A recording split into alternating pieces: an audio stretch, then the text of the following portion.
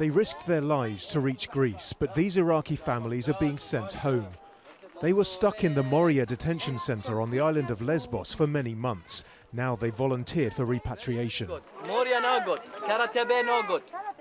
This is Amygdaleza, a refugee detention centre in the grounds of a police academy near Athens, and the government's invited the media in to show off its voluntary repatriation programme. But this place is also home to dozens of unaccompanied children, some reportedly as young as 12.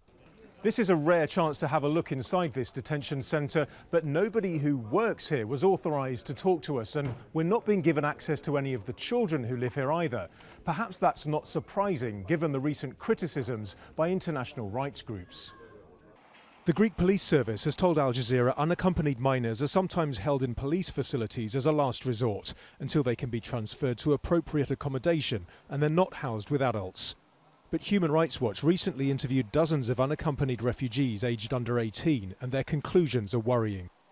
Human Rights Watch says in some cases they were made to live and sleep in overcrowded, filthy, bug and vermin-infested cells, sometimes without mattresses, and were deprived of appropriate sanitation, hygiene and privacy. Some were held with adults, even though this increases the risk of abuse and sexual violence and violates international and national laws requiring the separation of adults from children in detention. Al Jazeera met one boy who spent months alone in various police cells on Greek islands before being housed in a charity shelter here in Athens. When I asked to eat in a room with the other children, they said no. They were shouting at me, and on one occasion they hit me. It wasn't unusual. Once they brought in 2 children younger than me. They hit one of them and broke his hand. This centre's run by Praxis, a humanitarian organisation helping many of the thousands of unaccompanied children who've arrived in Greece this year. The country only has 800 spaces for them in government-run shelters, with at least 1,700 currently held in detention centres and many more still not registered. Praxis say they've seen youngsters whose hair turned white because of the trauma of being held alone. They didn't have the possibility even to walk for 1 meter. They were stuck on a bed.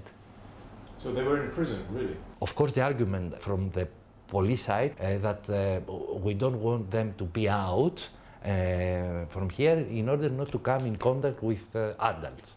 But, okay, make a provision, have a caretaker, give them the possibility to feel like a child.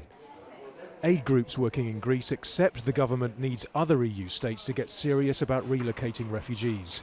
But until that happens, they say the most vulnerable, the unaccompanied children, need far better protection.